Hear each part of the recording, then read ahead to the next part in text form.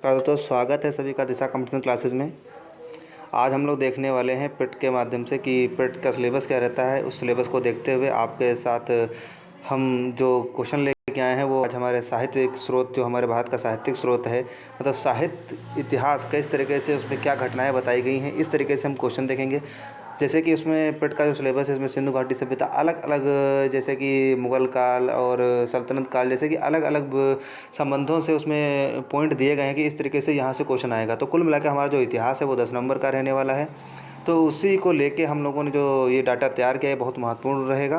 तो इसके संबंध में आज हम लोग देखेंगे। सबसे पहला पॉइंट रहेगा हमारा, वो रहेगा भारत के इतिहास के साहित्यिक स्रोत। तो हम देखेंगे इसमें क्या क्या हमको पढ़ना है कि भारत का जो साहित्यिक स्रोत है उसमें कौन कौन सी चीज़ें आएंगी, क्या क्या हमको पढ़ना पड़ेगा, ये सब हम आज देखेंगे। और हम आपको पहले एक डिटेल किया देते हैं कि क्या क्या इसमें देखना है। उसके बाद हम इसके क्वेश्चन शुरू करते हैं। आज का जो पहला पॉइंट रहेगा वो हम देखेंगे। चलिए शुरू करते हैं। आज का जो पहला पॉइंट है वो भारत के इतिहास के साहित्यिक स्रोत से। पहली बात तो थोड़ा सा डिटेल देख लेते हैं। डिटेल के बारे में अगर बात करें हम, थोड़ा ध्यान रखना इसमें जो इसको जो बांटा गया भारत के साहित्यिक स्रोत को, इसको दो भागों में बांटा गया। एक तो धार्मिक साहित्य और दूसरा हम कह सकते हैं लौकिक साहित्य। आपको ध्यान रखना अच्छे से, एक तो धार्मिक साहित्य, दूसरा हमारा क्या है, लौकिक साहित्य। फिर ध्यान रखना है धार्मिक साहित्य को भी दो भागों में बांटा गया है। जो हमारा धार्मिक साहित्य है उसको भी कितने भागों में बांटा गया है, दो भागों में बांटा गया है। जैसा कि आप देख सकते हैं यहाँ पर लिख दिया गया है धार्मिक साहित्य को दो भागों में बांटा गया है। फिर उसके बाद ध्यान देना है धार्मिक साहित्य जो है उसको दो भागों में किस तरीके से बांटा गया है। एक आपका रहता है ब्राह्मण साहित्य, एक आपका रहता है ब्राह्मणों के बाद का साहित्य या ब्राह्मणोत्तर साहित्य भी इसको कह सकते हैं। तो ध्यान देना है ब्राह्मण साहित्य में क्या क्या रहेगा। इसमें वेद रहेंगे, उपनिषद पढ़ना है, आरण्यक पढ़ना है, स्मृति पढ़ना है, पुराण पढ़ना है, रामायण पढ़ना है, महाभारत पढ़ना है कि ये जो ग्रंथ हैं इनसे हमें क्या साक्ष्य प्राप्त होते हैं हमारे मनुष्य के उदय से, किस तरीके से मनुष्य का विकास हुआ, कैसे कैसे वो अपने वर्णों में बटा, क्या तरीका रहा। तो इस तरीके से हम देखेंगे किसके माध्यम से, वेद, उपनिषद, आरण्यक, स्मृति, पुराण, रामायण, महाभारत, इतिहास साक्ष्य प्राप्त होते हैं। इन ग्रंथों से इतिहास के साक्ष्य प्राप्त होते हैं। उसके बाद बात करते हैं ब्राह्मणों के बाद का साहित्य। इसमें अगर बात करें तो इसमें बौद्ध साहित्य देखेंगे, बौद्ध ग्रंथों को देखेंगे, उसके बाद जैन ग्रंथ देखेंगे। तो हमको ध्यान रखना है ब्राह्मणों के बाद का साहित्य क्या हमें निर्देश देता है। बौद्धों के ग्रंथ से हमें कुछ पॉइंट मिलते हैं, कुछ उदाहरण मिलते हैं हमारे साहित्य के बारे, इतिहास के बारे में भारत के। उसके बाद जैन ग्रंथ से भी कुछ जानकारी मिलती है हमको। तो इन्हीं जानकारी को पढ़ते हुए क्या इनसे क्वेश्चन रहेंगे वो हम डायरेक्ट आपसे डिस्कस करेंगे। और उसके बाद देखते हैं दूसरा जो इसका पॉइंट था भारत के इतिहास के स्रोत से, वो है लौकिक साहित्य। लौकिक साहित्य की बात करें जैसे कि ऐतिहासिक ग्रंथ है। मान लो कोई घटना घटी किसी राजा के संबंध में, उसमें जो इतिहासकार था उसने कोई ग्रंथ लिखा, उसको कहते हैं ऐतिहासिक ग्रंथ। फिर जीवनी, मतलब किसी राजा या अपने समय के किसी रचयिता ने कुछ अपने आसपास के जो घटनाएं घटी उनका जो विवरण किया उसको जीवनी ग्रंथ कहते हैं। अपने जीवन काल में रची गई रचना को जीवनी कहते हैं। उसके बाद गल्प साहित्य भी, इसमें उपन्यास आ जाते हैं, कहानी आ जाती है, नाटक आ जाती हैं, कविताएं आ जाती हैं और व्यंग आ जाते हैं। तो इसको देखना अच्छे तरीके से कि इसमें हमको क्या क्या पढ़ना है, क्या इंपॉर्टेंट क्वेश्चन रहेंगे, वही हमको देखते हुए चलना है। अब हम बढ़ते हैं जो हमारा मुख्य डाटा। आज हम लोग शुरू क्या करने वाले, आज हम लोग प्रारंभ करने वाले सबसे पहले वेद के बारे में। जो हमारा पहला पॉइंट बताया गया है वेद, आप लोग देख रहे होंगे जो ये वेद बताए गए हैं। सबसे पहले ब्राह्मण साहित्य का पहला भाग देखेंगे, वेद। देखिए पहला क्या देख रहे हैं, ब्राह्मण साहित्य देख रहे हैं। ब्राह्मण साहित्य का कौन सा पॉइंट देख रहे हैं, वेद। वेदों से जितने भी महत्वपूर्ण क्वेश्चन बनेंगे हम आपके सामने प्रस्तुत करने जा रहे हैं। देखिए बहुत महत्वपूर्ण रहेंगे, आप कॉपी कलम उठा के, और उसके अलावा जो आपके सामने क्वेश्चन कराए जाए उसके अलावा जो मैं पॉइंट बोलता जाऊँ उसको भी आप नोट करते चलिए तो ज़्यादा अच्छा रहेगा। चलिए शुरू करते हैं। आज का जो हमारा पहला क्वेश्चन है, कह रहा है भारत के इतिहास का अध्ययन कितने कालों में रखकर किया जाता है। तो आपको ध्यान रखना है जो भारत का इतिहास है उसको कितने कालों में, कितने भागों में बांट के इसका अध्ययन किया जाता है। तो आपको ध्यान रखना है इसका जो अध्ययन किया जाता है 3 कालों में। ध्यान देना है 3 कालों में। 3 काल का मतलब है जैसे कि हम देखते हैं शुरुआत में अगर हम देखें तो कहते हैं प्रागैतिहासिक काल, उसके बाद देखते हैं आद्य ऐतिहासिक काल, उसके बाद देखते हैं इतिहास काल। तो आपको ध्यान रखना है प्रागैतिहासिक मतलब पाषाण काल से संबंधित था। उसके बाद आद्य ऐतिहासिक काल जो था उसको देखते हैं। उसके बाद हम देखते हैं इतिहास काल को। कुल मिला के आपको याद रखना है भारत के इतिहास का जो अध्ययन है 3 कालों में विभाजन करके किया जाता है। ये पहला आपका क्वेश्चन हो गया। आज का दूसरा क्वेश्चन देखते हैं। दूसरा क्वेश्चन कह रहा है प्रागैतिहासिक काल या पाषाण काल को कितने भागों में बांटा गया। मैंने 2-3 चीज़ें बताई कि भारत के इतिहास का अध्ययन कितने कालों में करते हैं, 3 कालों में, प्रागैतिहासिक काल, आद्य ऐतिहासिक काल और इतिहास काल। तो पहला क्वेश्चन ये पूछ रहा है प्रागैतिहासिक काल या पाषाण को कितने भागों में बांटा गया। तो आपको ध्यान देना है इसको जो बांटा गया है 3 भागों में बांटा गया है। इसकी अगर बात करें कौन कौन से भाग हैं तो इसमें है पुरा पाषाण काल है, उसके बाद मध्य पाषाण काल है, उसके बाद जो हमारा है कुछ पहला हो गया हमारा पुरा पाषाण काल, फिर मध्य पाषाण काल, फिर नव पाषाण काल। तो आपको ध्यान रखना है प्रागैतिहासिक काल या पाषाण काल को कितने भागों में बांटा गया है? 3। पुरापाषाण काल, मध्य पाषाण काल और नवपाषाण काल। देखिए बिल्कुल हम रिलेशन बना के चलते हैं। क्वेश्चन पहला मैंने क्वेश्चन पूछा, भारत के इतिहास का अध्ययन कितने कालों में रखकर किया जाता है? 3। कौन कौन से? प्रागैतिहासिक काल, मध्य आद्यैतिहासिक काल और इतिहास काल। नोट करते चलेंगे। उसके बाद तीनों कालों में पहला वाला हम देखते हैं प्रागैतिहासिक काल, इसको कितने भागों में बांट दिया गया है? 3। 3 भाग का मतलब पुरापाषाण काल, मध्य पाषाण काल और नवपाषाण काल। उसके आगे का क्वेश्चन देखते हैं। आगे का क्वेश्चन कह रहा है आद्य ऐतिहासिक काल को कितने भागों में बांटा गया? आद्य ऐतिहासिक काल, दूसरा जो भारत के इतिहास का अध्ययन का जो दूसरा काल था वो आद्य ऐतिहासिक काल था। इसको बांटा गया है भैया 2 कालों में। आपको ध्यान देना है, इसको कितने भागों में बांटा गया है? 2 कालों में बांटा गया है। जैसा कि आप देख सकते हैं, देखिए यहाँ पे जो है 2 भागों में बांटा गया। देखिए यहाँ पे देख सकते हैं आप, आद्य ऐतिहासिक काल को कितने भागों में बांटा रखा गया है? 2 भागों में। इसमें आपको देखना कौन कौन से भाग है। एक तो आपको पहले भाग में रखते हैं सिंधु घाटी सभ्यता, उसके बाद हम रखते हैं दूसरे भाग में रखते हैं जो वैदिक सभ्यता है। कौन सी? वैदिक सभ्यता। तो आपको ध्यान देना है, जो हमारी वैदिक सभ्यता है उसको दूसरे भाग में रखते हैं। सिंधु घाटी सभ्यता पहला भाग हो गया, वैदिक सभ्यता दूसरा भाग हो गया। किसको? आद्य ऐतिहासिक काल को 2 भागों में, सिंधु सभ्यता और वैदिक सभ्यता की तरह इसको हम देखते हैं। उसके बाद देखते हैं क्वेश्चन नंबर 4। क्वेश्चन नंबर 4 कह रहा है इतिहास काल को कितने भागों में रखा गया है? तो आपके सामने जो पूछा इतिहास काल, मतलब पहला हुआ प्रागैतिहासिक, दूसरा हुआ आद्यैतिहासिक, अब हुआ इतिहास काल। इतिहास काल को कितने भागों में रखा गया है? तो जैसा कि आपके सामने प्रस्तुत, कितने भागों में? 3 भागों में। ध्यान रखना कौन से कितने भाग? 3 भाग। इतिहास काल, जहाँ से इतिहास काल का मतलब होता है जहाँ से लिखित साक्ष्य मिलना शुरू हो जाए और लिखा और पढ़ा दोनों जा सके, लिखा हुआ और पढ़ा हुआ दोनों जा सके, मतलब उसका लिखा हुआ साक्ष्य उसको पढ़ा भी जा सके, उसको इतिहास काल कहते हैं। इसकी जो शुरुआत होती है 600 ईसा पूर्व से मानी जाती है और इसको 3 भागों में बांटा गया है। कौन कौन से? एक होता है आपका प्राचीन होता है, एक आपका मध्य इतिहास होता है और एक आपका आधुनिक होता है। जैसा कि आप लोग पढ़ते होंगे तो आपको पता होगा, प्राचीन इतिहास, मध्य इतिहास और आधुनिक इतिहास, 3 कालों में इतिहास काल को बांटा गया है। उसके बाद अगला क्वेश्चन देखते हैं। अब देखिए, भारत के इतिहास के साहित्यिक साक्ष्यों को कितने भागों में बांटा गया? साहित्यिक साक्ष्य, आपको ध्यान है। अब हम शुरू करते हैं, हमारे जो मुख्य पॉइंट थे साहित्यिक स्रोत, उनसे शुरू करते हैं। भारत के इतिहास के साहित्यिक साक्ष्यों को कितने भागों में बांटा गया है? तो इसमें देखते हैं, इसको बांटा गया है 2 भागों में। आपको ध्यान रखना कितने भागों में? 2 भागों में। जैसा कि मैंने अभी ऊपर चर्चा की थी, कौन कौन से 2 भाग हैं? एक आपका है धार्मिक साहित्य, एक आपका है लौकिक साहित्य। कौन सा? एक आपका धार्मिक था और दूसरा आपका लौकिक था। तो आपको ध्यान रखना कितने भागों में बांटा गया भारत के इतिहास के साहित्यिक साक्ष्यों को? 2 भागों में, धार्मिक साहित्य और लौकिक साहित्य। इसके आगे बढ़ते हैं। धार्मिक साहित्य को कितने भागों में बांटा गया है? धार्मिक साहित्य, देखो अभी मैंने बोला कि साहित्यिक साक्ष्यों को कितने भागों में? 2 भागों में, धार्मिक और लौकिक। अब पूछ लिया धार्मिक को कितने भागों में बांटा गया है, तो आप जैसा कि देख रहे हैं धार्मिक को बांटा गया है 2 भागों में। कितने भागों में? 2 भागों में बांटा गया है। अब इसके अगर इस पर चर्चा करें, 2 भागों में बांटा गया है, लेकिन कौन कौन सा इसमें? एक है ब्राह्मण साहित्य, एक है ब्राह्मण के बाद का साहित्य। जैसा मैंने बताया था कि धार्मिक साहित्य को 2 भागों में, ऊपर सबसे पहले चर्चा की थी 2 भागों में। एक आपका रहेगा ब्राह्मण साहित्य, दूसरा आपका रहेगा ब्राह्मण के बाद का साहित्य। अब आगे बढ़ते हैं। उसके बाद देखते हैं वेद का क्या अर्थ होता है। अब शुरू कर देते हैं। इसमें जो पहला अंग था धार्मिक वाले में, वो पहला क्या था? वेद। पहला क्या था? वेद। अब हमारे क्वेश्चन स्टार्ट हो जाते हैं। कहता है वेद का अर्थ क्या होता है? तो वेद का जो अर्थ होता है वो होता है ज्ञान। क्या होता है? ज्ञान होता है। ध्यान रखना है, वेद का अर्थ क्या होता है? ज्ञान होता है। अगला क्वेश्चन देखते हैं, वेदों के संकलनकर्ता किसे माना जाता है? तो आपके सामने प्रस्तुत है, वेदों के जो संकलनकर्ता थे वो महर्षि कृष्ण द्वैपायन को माना जाता है। बहुत महत्वपूर्ण क्वेश्चन है, यहीं से शुरुआत हो जाती है क्वेश्चनों की। वेदों के संकलनकर्ता किसे माना जाता है? महर्षि कृष्ण द्वैपायन को माना जाता है। उसके बाद अगला क्वेश्चन देखते हैं। कह रहा है आर्य लोगों के भारत में बसने की जानकारी कहाँ से प्राप्त होती है? कहता है आर्यों के भारत बसने, मतलब जो आर्य आए थे हमारे यहाँ, कहीं पूछा जाता है क्वेश्चन कहाँ से आए थे, तो हम लोग आंसर देते हैं मध्य एशिया से।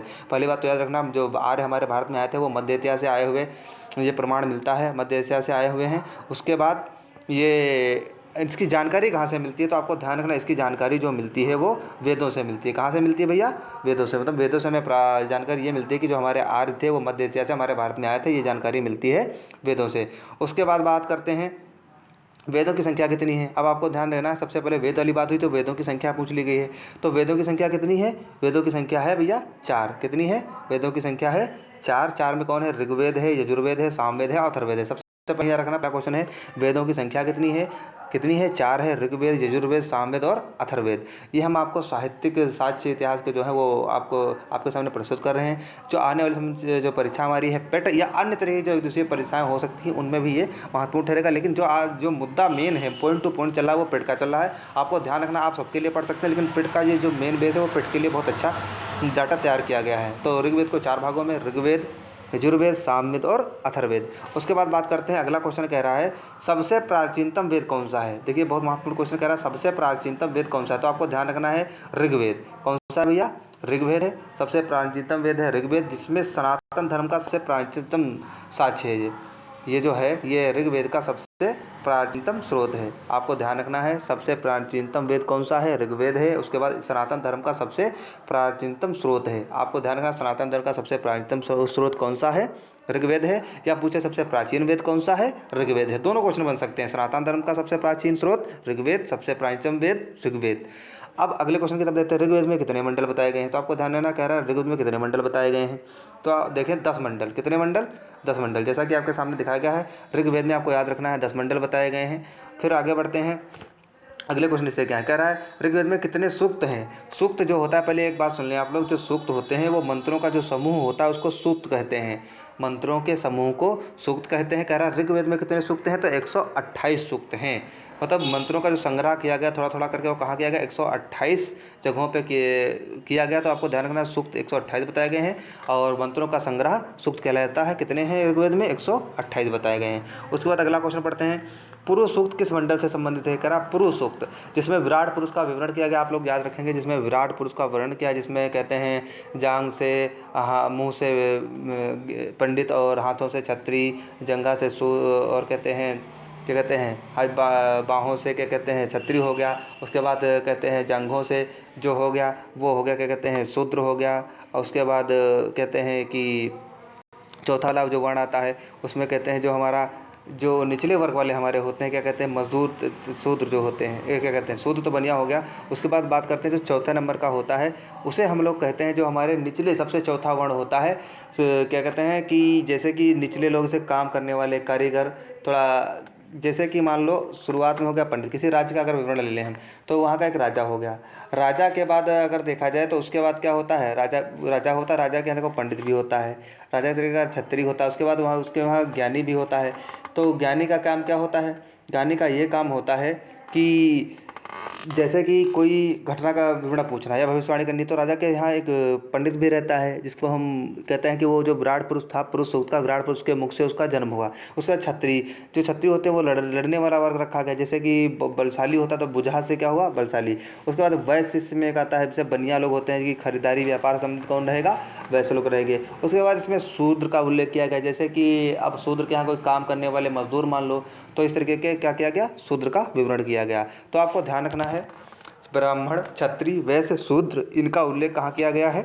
पुरुष सूक्त में किया गया है, जो कि मंडल से संबंधित है, 10वें मंडल से संबंधित है। इस तरीके से आप याद रखेंगे। क्वेश्चन नंबर अगला देखते हैं, गायत्री मंत्र का उल्लेख ऋग्वेद के किसकी स्तुति में किया गया है। तो आपको ध्यान रखना जो गायत्री मंत्र का उल्लेख है वो सूर्य की स्तुति में किया गया है। किसकी स्तुति में? सूर्य की स्तुति में किया गया है। जो गायत्री मंत्र है उसको जो लिखा गया वो सूर्य की स्तुति में ऋग्वेद में लिखा गया। ये बहुत महत्वपूर्ण क्वेश्चन है। उसके बाद पूछ लिया जाता है कि ऋग्वेद के रचयिता कौन है, तो विश्वामित्र जी हैं। ये भी आपको ध्यान रखना है। आगे बढ़ते हैं, गायत्री मंत्र के रचयिता। देखिए अगला ही क्वेश्चन है, गायत्री मंत्र के रचयिता। तो आपको ध्यान रखना है कौन है? विश्वामित्र जी हैं। गायत्री मंत्र के रचयिता कौन है? विश्वामित्र जी हैं। उसके बढ़ते हैं, अगला क्वेश्चन है ऋग्वेद का उपवेद कौन सा है। अब यहाँ पे ध्यान देना है, ये बहुत महत्वपूर्ण क्वेश्चन है, क्योंकि अभी एनटीपीसी में कई बार ऐसे क्वेश्चन पूछे गए हैं। तो आपको ध्यान रखना, अगली परीक्षाओं के लिए आने वाले के लिए भी तैयार रहना है। जैसे कि ऋग्वेद का उपवेद कौन सा है, तो उपवेद का मतलब होता है उसके कुछ ऐसे स्रोत जिसमें कुछ एक चीज़ के विवरण में अच्छे से बता दिया गया हो, एक चीज़ का उल्लेख कर दिया गया। जैसे आयुर्वेद है तो इसका जो उपवेद कहलाता है वो आयुर्वेद कहलाता है। आयुर्वेद में सारा कुछ बताया गया है चिकित्सा से संबंधित। किससे संबंधित? चिकित्सा से संबंधित। तो आपको ध्यान रखना है इसका जो उपवेद है कौन सा है? आयुर्वेद है, जिसमें क्या बताया गया है? चिकित्सा से संबंधित बातें बताई गई हैं। आगे बढ़ते हैं, कहता है ऋग्वेद के ब्राह्मण ग्रंथ कितने हैं। ब्राह्मण ग्रंथ का मतलब, ब्राह्मण ग्रंथ क्या होते हैं? जैसे कि ऋग्वेद है उसकी सरल व्याख्या के लिए जो कुछ ब्राह्मण ग्रंथ लिखे गए, तो आपको ध्यान रखना इसके 2 ब्राह्मण ग्रंथ हैं, एक ऐतरेय है, एक बहुत महत्वपूर्ण क्वेश्चन है, क्योंकि ये पूछा जाता है कि ये देखो चारों वेदों के ब्राह्मण ग्रंथ अपने अपने हैं और कोई भी ब्राह्मण ग्रंथ दे देता है, बोल देता है किस वेद से संबंधित है, ऐसा क्वेश्चन पूछ लेता है। जैसे यहाँ पे ऐतरेय था, आपको अगर डायरेक्ट में पूछता है ऐतरेय किस वेद से संबंधित ब्राह्मण ग्रंथ है, तो आप शायद कन्फ्यूज हो जाते, या कौशिकी में पूछ लेता, या अभी और आप पढ़ेंगे। तो इस तरीके से आपको ध्यान देना है कि कौन सा ब्राह्मण ग्रंथ किस वेद से जुड़ा हुआ है, अच्छे से खबर कर लेनी है। तो ध्यान है, ऋग्वेद के ब्राह्मण ग्रंथ कौन कौन से हैं? 2 हैं। कौन कौन से हैं? ऐतरेय है और कौशिकी है। एक चीज़ और ध्यान रखें, कौशिकी जो है हमारा, इसको सांख्यायन भी कहते हैं। क्या कहते हैं? सांख्यायन भी कहते हैं। ये अच्छे से याद रखें, लिख लें। अगर कोई दिक्कत हो तो लिख जरूर लें, क्योंकि ये जो मैं एक्स्ट्रा पॉइंट बोल रहा हूँ ये बहुत महत्वपूर्ण रहेंगे। ऋग्वेद के ब्राह्मण ग्रंथ कितने हैं? 2 हैं, ऐतरेय हैं और कौशिकी है। उसके बाद आगे पढ़ते हैं, ऋग्वेद में कितनी देवी देवताओं का उल्लेख है? 33। तो ध्यान रखना, कितनी देवी देवता इसमें बताए गए हैं? 33 देवी देवता बताए गए हैं। उसके बाद आगे बढ़ते हैं, ऋग्वेद की भाषा कैसी है? आपको ध्यान रखना, सीधे सीधे वैदिक संस्कृत है। कैसी है? वैदिक संस्कृत है ऋग्वेद की भाषा, वैदिक संस्कृत। आगे बढ़ते हैं, ऋग्वेद में सबसे शक्तिशाली देवता किसे माना गया? मतलब देवता, जो देवी देवताओं का उल्लेख हुआ 33 देवी देवताओं का, उसमें सबसे शक्तिशाली देवता किसे माना गया, ये आपको बताना है। तो ध्यान है, सबसे शक्तिशाली देवता जो है इंद्र को माना गया है। इनकी स्तुति में 250 मंत्र हैं। कितने मंत्र हैं? 250। पहला पॉइंट तो यह ध्यान रखना है, सबसे शक्तिशाली देवता किसे माना गया ऋग्वेद में? इंद्र को। इनकी स्तुति में 250 मंत्र हैं, ये भी आपको ध्यान रखना है। उसके बाद बात करते हैं, कितने ऋग्वेद में कितनी नदियों का उल्लेख है? नदियों से संबंधित क्वेश्चन आ गया, मतलब जो ऋग्वेद था उसमें कितनी नदियों का उल्लेख हुआ है? तो ध्यान है, ऋग्वेद में 25 नदियों का उल्लेख हुआ है। और आगे के क्वेश्चन देखते हैं, नदियों से क्या बनते हैं, कितनी नदियों का उल्लेख है ये देखना है। कितनी नदियों का? 25 नदियों का उल्लेख है। उसके बाद बढ़ते हैं, सर्वाधिक बार किस नदी का उल्लेख है? जितने भी क्वेश्चन बन पा रहे हैं मैंने बना दिए हैं। सर्वाधिक बार किस नदी का उल्लेख है? सिंधु नदी का। मतलब सबसे अधिक बार किस नदी का उल्लेख हुआ है? सिंधु नदी का उल्लेख हुआ। उसके बाद करते हैं, ऋग्वेद में पवित्र नदी किसे माना गया है? तो ध्यान रखना है, पवित्र नदी किसे माना गया है? सरस्वती को माना गया। तो आपको इस तरीके से ध्यान रखना है, सबसे पवित्र नदी सरस्वती नदी, सबसे अधिक बार सिंधु नदी। कितनी नदियों का उल्लेख है? 25 नदियों का उल्लेख है। ये सारे क्वेश्चन महत्वपूर्ण रहेंगे। आगे बढ़ते हैं, ऋग्वेद में गंगा का उल्लेख कितनी बार है? 1 बार। कह रहा कितनी बार है? 1 बार। तो आपको ध्यान रखना है, ऋग्वेद में गंगा का उल्लेख कितनी बार है? 1 बार है। बहुत अच्छे से ध्यान रखेंगे, ये सारे क्वेश्चन बहुत महत्वपूर्ण हैं। ऋग्वेद में यमुना का कितनी बार उल्लेख है? देखिए, गंगा का पूछा 1 बार, और कह रहा यमुना का कितनी बार उल्लेख है? तो 3 बार। आपको ध्यान रखना, कितनी बार उल्लेख है? 3 बार है। ये भी बहुत महत्वपूर्ण क्वेश्चन है। उसके बाद आगे बढ़ते हैं, आगे बढ़ते समय हम देखेंगे, अस्तो मा सदमय किस वेद का वाक्य है? कह रहा अस्तो मा सदमय किस वेद का वाक्य है? तो आपको ध्यान रखना, ये किसका है?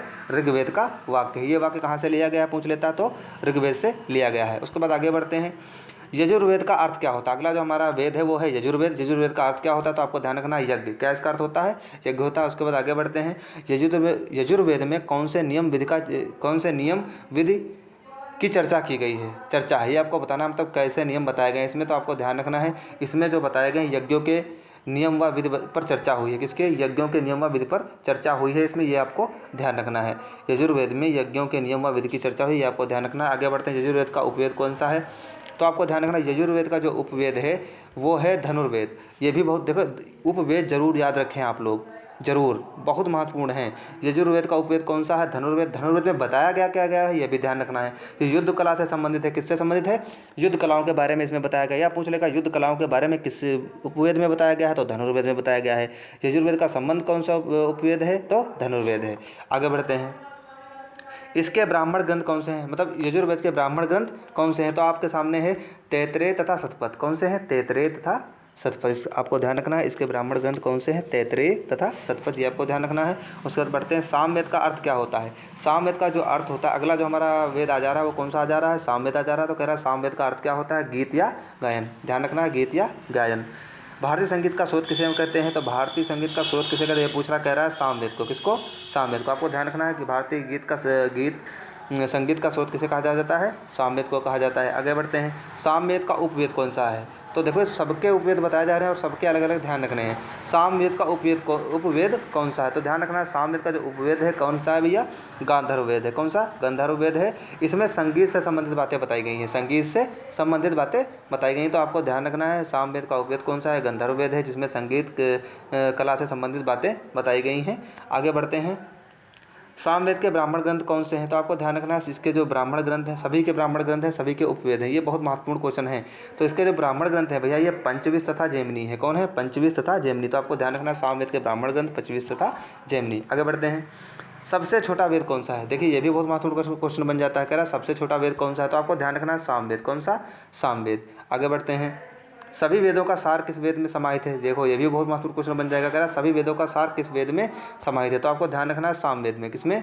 सामवेद में। जैसा कि आपके सामने सामवेद में सभी वेदों का सार समाहित है, ये आपको ध्यान रखना है। आगे बढ़ते हैं, आगे का अगला जो क्वेश्चन है, कह रहा है अथर्ववेद का अर्थ क्या होता है? अगला जो हमारा चौथा वेद आ गया वो क्या आ गया? अथर्ववेद। कह रहा है इसका अर्थ क्या होता है? तो इसका जो अर्थ होता है पवित्र जादू। क्या होता है? पवित्र जादू होता है। उसके बाद आगे बढ़ते हैं, अथर्ववेद का उपवेद कौन सा है? कह रहा है शिल्पवेद। कौन सा? शिल्पवेद। ध्यान रखना है कौन सा? शिल्पवेद। शिल्पवेद में क्या बताया गया? भवन निर्माण से कला से संबंधित। तो आपको ध्यान है भवनों के निर्माण से जो कलाओं के संबंधित बातें कही गई हैं वो कहाँ कही गई हैं? शिल्पवेद में। और ये किसका उपवेद है? अथर्ववेद का उपवेद है। ये आपको ध्यान रखना है। ब्राह्मण देव के नाम से किस वेद को जाना जाता है? तो आपको ध्यान रखना, ब्राह्मण देव के नाम से जो वेद जाना जाता है वो जाना जाता है अथर्ववेद। कौन सा? अथर्ववेद। इसको ब्राह्मण देव के नाम से भी जाना जाता है, अथर्ववेद को। अच्छे से याद रखें। अगला क्वेश्चन देखें, अथर्ववेद का ब्राह्मण ग्रंथ कौन सा है? देखिए इसका भी ब्राह्मण ग्रंथ, हाँ एक चीज़ और ध्यान रखना है, ये अकेला ऐसा वेद है जिसका एक ही ब्राह्मण ग्रंथ है। वो कौन सा है? अथर्ववेद। पहली बात तो याद रखें, कौन सा ऐसा वेद है जिसका केवल एक ब्राह्मण ग्रंथ है? अथर्ववेद। उसके बाद इसका कौन सा ब्राह्मण ग्रंथ है? तो आपको ध्यान रखना है गौपथ ब्राह्मण। कौन सा? गौपथ ब्राह्मण। अथर्ववेद का ब्राह्मण ग्रंथ गौपथ ब्राह्मण, और ये एक ऐसा वेद है जिसका एक ही केवल ब्राह्मण ग्रंथ है। कौन सा? अथर्ववेद। आगे बढ़ते हैं, किस वेद में कन्या के जन्म की निंदा की गई? मतलब कन्या का जन्म व्यर्थ बताया गया, ये किस वेद में कहा गया है? अथर्ववेद में। ध्यान रखना है ये एक ऐसा वेद है जिसमें कन्या के जन्म को क्या बताया गया है? निंदा की गई, मतलब उसको व्यर्थ बताया गया है।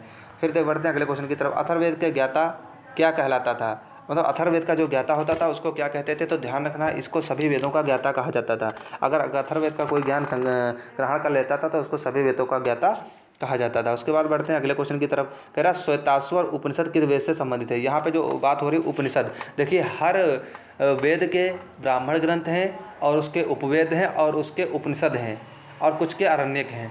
तो ये पूछता है, जैसे कि आरण्यक से पूछ लेगा कौन सा आरण्यक किससे संबंधित है, या पूछ लेगा कौन सा उपनिषद किस वेद से संबंधित है, या पूछ लेगा कौन सा उपवेद किस वेद से संबंधित है। तो ऐसे क्वेश्चन हमको याद रखने होंगे।